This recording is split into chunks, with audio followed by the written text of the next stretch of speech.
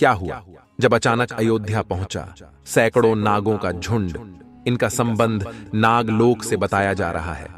आखिर राम मंदिर प्राण प्रतिष्ठा से पहले अचानक इतने सारे चमत्कार क्यों हो रहे हैं? सबसे पहले गिद्धों का झुंड राम मंदिर के आसपास दिखाई दिया, जिसे जटायु के वंशज कहा जा रहा है। लोग इनकी पूजा कर रहे हैं। इसके बाद कुछ भालू अयोध्या में अचानक से देखे गए, जो कि जामवंत का प्रतीक है। लेकिन अब एक ऐसा चमत्कार देखने को मिल रहा है जो अयोध्या के लोगों के लिए ही खतरा साबित हो रहा है। आज की वीडियो में बहुत बड़े रहस्य से पर्दा उठने वाला है। आखिर राम जी का नागों के साथ क्या संबंध है? आखिर प्राण प्रतिष्ठा से पहले इतने सारे नाग एक के बाद अयोध्या में क्यों निकल रहे हैं, वो भी अलग अलग प्रजाति के? आगे बढ़ने से पहले अगर आप भी एक सच्चे सनातनी हैं तो इस वीडियो को लाइक करके कमेंट बॉक्स में जय श्री राम जरूर लिखें। 22 जनवरी सोमवार के दिन अयोध्या के नवनिर्मित राम मंदिर में होने जा रही रामलला की प्राण प्रतिष्ठा का सभी देशवासियों को बेसब्री से इंतजार है। राम जी के भव्य स्वागत की तैयारी जोरों शोरों पर है। यह तारीख कोई आम तारीख नहीं है, बल्कि इसके पीछे बहुत ही खास महत्व छिपा हुआ है। आखिर राम मंदिर की प्राण प्रतिष्ठा के लिए 22 जनवरी का समय ही क्यों चुना गया? इसके पीछे का रहस्य जानकर आपके भी होश उड़ जाएंगे। त्रेता युग में प्रभु श्री राम का जन्म अभिजीत मुहूर्त में हुआ था। 22 जनवरी सोमवार के दिन मृगशीर्ष नक्षत्र में अभिजीत मुहूर्त का संयोग बन रहा है। यही कारण है कि इस तिथि को रामलला की प्राण प्रतिष्ठा के लिए चुना गया है। साथ ही यह भी माना जा रहा है कि इस शुभ मुहूर्त में रामलला की प्राण प्रतिष्ठा करने से प्रभु श्री राम सदैव मूर्ति के अंदर विराजमान रहेंगे। लेकिन जैसे जैसे प्राण प्रतिष्ठा का समय नजदीक आ रहा है, वैसे वैसे अलग अलग प्रजाति के नाग अचानक ही अयोध्या में प्रकट हो रहे हैं, जो कि अयोध्या वासियों के लिए खतरा बनते जा रहे हैं। लेकिन गिद्धों का और भालुओं का संबंध तो प्रभु श्री राम से बताया जाता है। उन्होंने रामायण में उनकी सहायता भी की थी। लेकिन इन नागों का श्री राम के साथ क्या संबंध है? आज की वीडियो में इस रहस्य से पर्दा उठने वाला है। चौंकाने वाली यह है कि इनमें दो प्रजाति के नाग अलग अलग क्षेत्र में बार बार निकल रहे हैं, जिनका संबंध वासुकी और तक्षक नाग के साथ जोड़ा जा रहा है। ऐसा कहा जाता है प्रभु श्री राम के भाई लक्ष्मण साक्षात अनंत शेषनाग का रूप है, और वासुकी नाग, तक्षक नाग और शेषनाग तीनों ही आपस में भाई है, जिसमें तक्षक और वासुकी नाग पाताल में निवास करते हैं और शेषनाग बैकुंठ में भगवान विष्णु की सेवा करते हैं। तो अंदाजा लगाया जा रहा है कि जब प्रभु श्री राम अपने भाई लक्ष्मण यानी शेषनाग और माता सीता के साथ अयोध्या धाम पहुंच रहे हैं, तो क्या शेषनाग के दोनों भाई पाताल में से उनसे मिलने के लिए बार बार प्रकट हो रहे हैं? दोस्तों, यह रहस्य बहुत बड़ा है, क्योंकि अयोध्या के क्षेत्र से जब एक सांप को पकड़कर सुरक्षित इलाके में छोड़ा जाता है, तो वही सांप पुनः राम मंदिर परिसर में भी देखा जाता है, जिससे कई बार मजदूरों को भी काम करने में भय महसूस होता है। लेकिन जय श्री राम का नाम उन्हें हिम्मत देता है। आप भी नीचे कमेंट बॉक्स में जय श्री राम जरूर लिखें। लेकिन दोस्तों, प्रभु श्री राम का नागलोक के वीडियो के साथ क्या संबंध है? वो सच्चाई जानकर आपके पैरों तले जमीन खिसक जाएगी, क्योंकि पूरे घटनाक्रम को मल्टीवर्स के साथ जोड़कर देखा जा रहा है, जिसे हिंदी में सृष्टि चक्र कहते हैं। मल्टीवर्स की सच्चाई जानकर आपके भी रोंगटे खड़े हो जाएंगे। जिस संसार में हम रहते हैं वो सृष्टि व विनाश के चक्र से गुजरती है। इस संसार के प्रत्येक सृष्टि चक्र को एक कल्प कहा जाता है। हर कल्प के 4 युग या 4 भाग होते हैं। दूसरे भाग या त्रेता युग में राम अयोध्या में जन्म लेते हैं और रामायण करके फिर से बैकुंठ लौट जाते हैं। यानी कि अगर आप इस पृथ्वी पर अपना जीवन यापन कर रहे हैं, आप जो घटनाक्रम कर रहे हैं वही बराबर घटनाएं किसी और यूनिवर्स या कल्प में आपके ही रूप के साथ पुनः होने वाली है या फिर हो चुकी है। आगे मल्टीवर्स की सच्चाई को साबित करने के लिए एक ऐसी पौराणिक घटना आपको बताएंगे, जिसे जानने के बाद आपको भी मल्टीवर्स की सच्चाई पर यकीन होने लगेगा। इस दुनिया में केवल 3 विद्वानों को मल्टीवर्स को देखने की और उनमें जीने की, टाइम ट्रैवल करने की इजाजत दी गई है, जिसमें पहले है वासुकी नाग, दूसरे हैं तक्षक नाग और तीसरे हैं काकभूषुंडी देव। तक्षक और वासु की नाक के बारे में हम आपको बता चुके हैं, लेकिन सवाल उठता है, आखिर काकभुशुंडी कौन है और आखिरी इन्हें प्रभु श्री राम ने अमर कैसे बनाया। वेदों और पुराणों के अनुसार काकभुशुंडी ने 11 रामायण और 16 महाभारत देखी हैं। वह कल्प के अंत तक अपने शाश्वत स्वरूप में जीवित रहेंगे। भगवान राम ने ही काकभुशुंडी को अमर बनाया था। कौए के रूप में अपने एक जन्म के दौरान काकभुशुंडी की मुलाकात बालक राम से हुई। प्रभु खेल रहे था और उसने उसे पकड़ने की कोशिश की। समय आने पर काकभुशुंडी को भगवान के मुख के दर्शन हुए।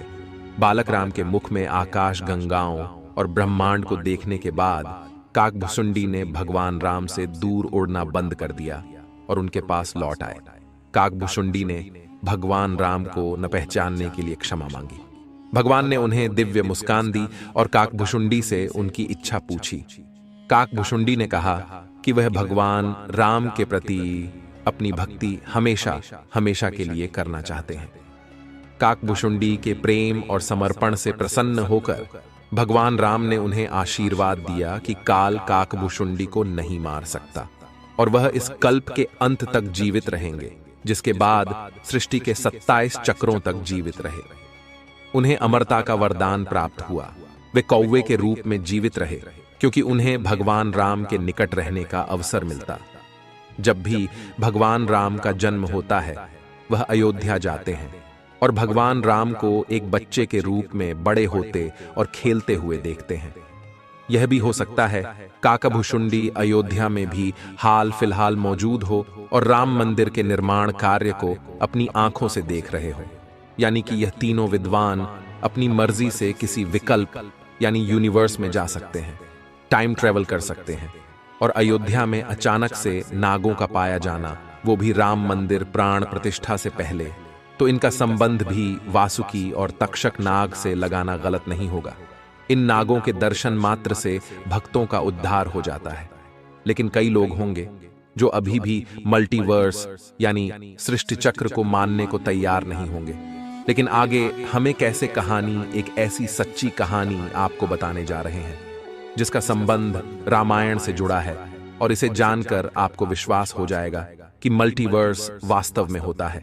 जिस तरह दुनिया में आने वाला हर इंसान की मृत्यु निश्चित होती है, उसी तरह इंसान रूप में जन्म लेने वाले भगवान के अवतारों का भी इस धरती पर एक निश्चित समय है। वो समय समाप्त होने के बाद उन्हें भी अपने प्राण त्याग करके अपने लोक वापस लौटना पड़ रहा था। उसी प्रकार भगवान श्री राम भी इस लोक को छोड़कर वापस विष्णु लोक गए। भगवान श्री राम के मृत्यु में सबसे बड़ी बाधा उनके प्रिय भक्त हनुमान थे, क्योंकि हनुमान के होते हुए यम की इतनी हिम्मत नहीं थी कि वो राम के पास पहुंच चुके। लेकिन स्वयं श्री राम से इसका जो हल निकाला वो मल्टीवर्स यानी सृष्टि चक्र के साथ जुड़ा हुआ है। एक दिन राम जान गए कि उनकी मृत्यु का समय हो गया था। वह जानते थे कि जो जन्म लेता है उसे मरना पड़ता है। उन्होंने कहा कि यम को मुझ तक आने दो, मेरे लिए वैकुंठ, मेरे स्वर्गिक धाम जाने का समय आ गया है। लेकिन मृत्यु के देवता यम अयोध्या में प्रवेश करने से डरते थे, क्योंकि उनको राम के परम भक्त और उनके महल के मुख्य प्रहरी हनुमान से भय लगता था। यम के प्रवेश के लिए हनुमान को हटाना जरूरी था। इसलिए राम ने अपनी अंगूठी को महल के फर्श के एक छेद में से गिरा दिया और हनुमान से इसे खोजकर लाने के लिए कहा। हनुमान ने स्वयं का स्वरूप छोटा करते हुए बिल्कुल भंवरे जैसा आकार बना लिया और केवल उस अंगूठी को ढूंढने के लिए छेद में प्रवेश कर गए। वह छेद केवल छेद नहीं था, बल्कि एक सुरंग का रास्ता था जो सांपों के नगर नागलोक तक जाता था। हनुमान नागों के राजा वासुकी से मिले और अपने आने का कारण बताया। वासुकी हनुमान को नागलोक के मध्य में ले गए, जहां अंगूठियों का पहाड़ जैसा ढेर लगा हुआ था। वासुकी ने कहा, यहां आपको राम की अंगूठी अवश्य ही मिल जाएगी। हनुमान सोच में पड़ गए कि वो कैसे उसे ढूंढ पाएंगे, क्योंकि ये तो भूसे में सुई ढूंढने जैसा था। लेकिन सौभाग्य से जो पहली अंगूठी उन्होंने उठाई वो राम की अंगूठी थी।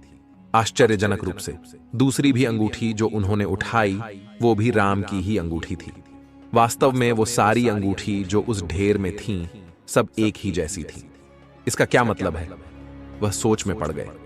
वासुकी नाग बाले, जिस संसार में हम रहते हैं वो शुरू भी होता है और प्रलय के साथ उसका अंत भी हो जाता है।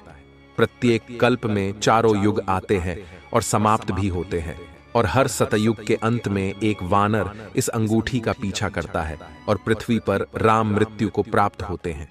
इसलिए यह सैकड़ों हजारों कल्पों से चली आ रही अंगूठियों का ढेर है। सभी अंगूठियां वास्तविक हैं। अंगूठियां गिरती रहीं और इनका ढेर बड़ा होता रहा। भविष्य के रामों की अंगूठियों के लिए भी यहां काफी जगह है। हनुमान जान गए कि उनका नाग लोक में प्रवेश और अंगूठियों के पर्वत से साक्षात कोई आकस्मिक घटना नहीं थी। यही मल्टीवर्स का रहस्य था। यह राम जी का उनको समझाने का मार्ग था कि मृत्यु को आने से रोका नहीं जा सकेगा। राम मृत्यु को प्राप्त होंगे, संसार समाप्त होगा, लेकिन हमेशा की तरह संसार पुनः बनता है और राम भी पुनः जन्म लेंगे। इस घटना के बाद प्रभु श्री राम सरयू नदी में समाहित हो गए। उनके साथ अयोध्या का एक एक वासी भी सरयू नदी में समाहित हो गया। यहां तक कि कीट पतंगे और अयोध्या के पशु पक्षी भी सरयू नदी में समाहित हो गए। ऐसा कहा जाता है, अयोध्या में जितने भी रहिवासी रह रहे थे वह सभी देवी देवताओं के ही अंश थे, जो प्रभु श्री राम की लीला को अपनी आंखों से देखने के लिए अयोध्या में रहवासियों की तरह रह रहे थे। जब रामायण काल पूरा हुआ तो वह भी प्रभु श्री राम के साथ अपने अपने धाम लौट गए। मात्र अयोध्या का भूभाग ही बच गया और वर्षों तक यह भूमि यूं ही पड़ी रही। बाद में श्री राम के पुत्र महाराज कुश ने अयोध्या को फिर से बसाया। इसका वर्णन कालिदास के ग्रंथ रघुवंश में मिलने की बात कही जाती है। रामायण के अनुसार कुश ने ही सर्वप्रथम पत्थरों के खंभों वाले मंदिर का अपने पिता श्री राम की पूज्य जन्मभूमि पर निर्माण करवाया। वहीं जैन परंपराओं के मुताबिक अयोध्या को ऋषभदेव ने फिर से बसाया था। भविष्य पुराण के अनुसार उज्जैन के महाराज विक्रमादित्य ने ईसा पूर्व में एक बार फिर से दूसरी बार उजड़ चुकी अयोध्या का निर्माण करवाया। धार्मिक ग्रंथों के अनुसार उन्होंने अयोध्या में सरयू नदी के लक्ष्मण घाट को आधार बनाकर 360 मंदिरों का निर्माण करवाया था। वे भगवान विष्णु के परम भक्त थे और इसीलिए उन्होंने ही श्री राम जन्मभूमि पर एक भव्य मंदिर का निर्माण करवाया था। हिंदू पक्ष का दावा रहा है कि बाबर से पहले भी 1833 में मुस्लिम आक्रमणकारी सालार मसूद ने जन्मभूमि मंदिर को ध्वस्त कर दिया था। अयोध्या में राम जन्मभूमि मंदिर पर विवाद की कहानी की 1528 से शुरू हुई। हिंदुओं का दावा रहा है कि मुगल आक्रमणकारी बाबर ने उस पवित्र जगह को तोड़कर उस पर मस्जिद का निर्माण करवा दिया। अयोध्या राम जन्मभूमि। बाबरी मस्जिद विवाद पर अपना ऐतिहासिक फैसला देते समय सुप्रीम कोर्ट ने उन सिख ग्रंथों को भी अहम सबूत माना है, जिसके मुताबिक सिख धर्म के संस्थापक गुरु नानक देव जी आक्रमणकारी बाबर के भारत आने से पहले ही भगवान राम की जन्मभूमि के दर्शन के लिए अयोध्या पहुंचे थे। गुरु नानक देव जी 1510 से 1511 के बीच अयोध्या आए थे, जबकि बाबरी मस्जिद 1528 में बनाई गई थी। इतिहासकारों के अनुसार वहां पर बाबर के कहने पर उसके एक सूबेदार ने मस्जिद का निर्माण करवाया था। 23 दिसंबर 1939 को राम जन्मभूमि मंदिर के इतिहास में एक बार से जबरदस्त मोड़ आ गया।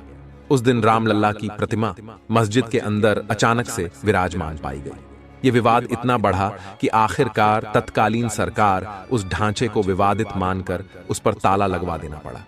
ढांचे के अंदर नमाज रुक गई, लेकिन बाहर राम चबूतरे और परिसर के बाकी हिस्सों में पूजा अर्चना निरंतर चलती रही।